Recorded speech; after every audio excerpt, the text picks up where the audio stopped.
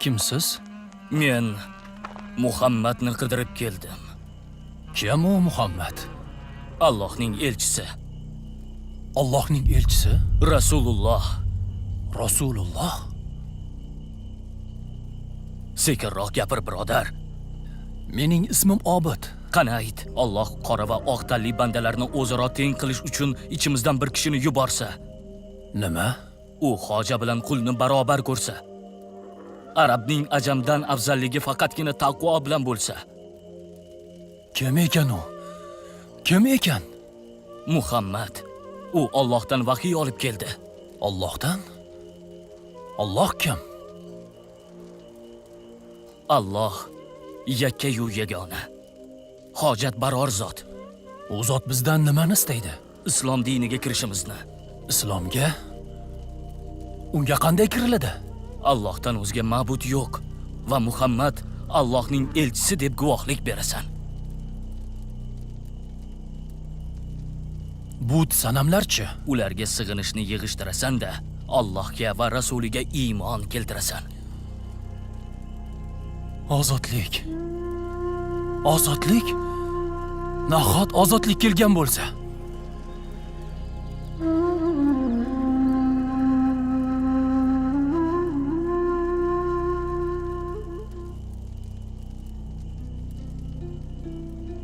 Amr ibn Os bizni olib ketgani kelibdi. Agar Makkaga qaytadigan bo'lsak, u yerda zinhor yaxshilik ko'rmaymiz.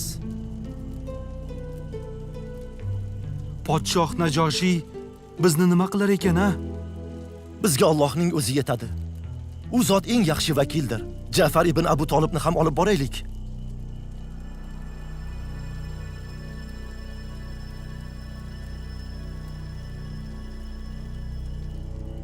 Bu diningiz qanday din bo'ldiki, u sabab ota-bobongiz dinidan kechibsiz va mening dinimga ham kirmabsiz. Ja'far ibn Abu Talib oldinga chiqib shunday dedi: Ey podshoh, biz jahiliyatda yashar edik. But sanamlarga sig'inardik. O'lim tiklarni ham yerdik, fahsh ishlar qilardik. Shunda Alloh bizga ichimizdan bir kishini payg'ambar qilib yubordi. U bizni yolg'iz Allohga ibodat qilishga, u zotga hech narsani sherik qilmaslikka, omonatni ado etishga buyurdi hamda fahsh ishlardan va yolg'on so'zdan qaytardi. Yana Najoshiyga islom asoslari, jumladan namoz, iffat, adolat va silai rahim haqida ma'lumot berdi.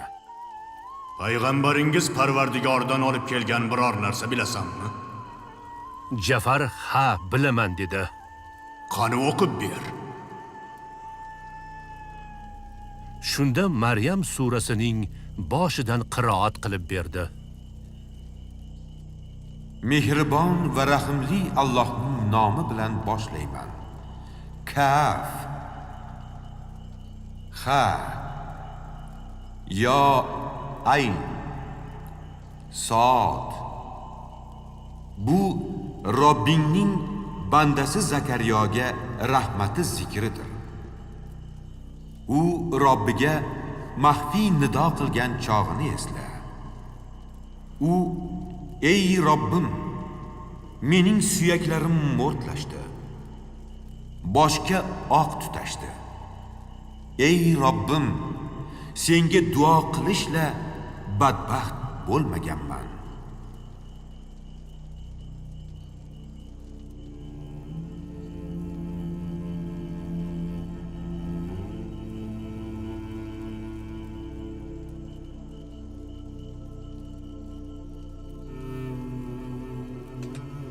Najoshiy yig'ladi. Hatto soqollari ho'l bo'ldi. Ruhoniylari ham yig'lashdi. Hatto qo'llaridagi kitoblari ho'l bo'ldi. Bu kalom bilan Iso olib kelgan narsa bir manbadan chiqar ekan. Siz ikkovingiz ketinglar. Nima? Xudo haqqi. Ularni sizga topshirmayman. Butun olamlar Robbi Allohga hamdlar bo'lsin.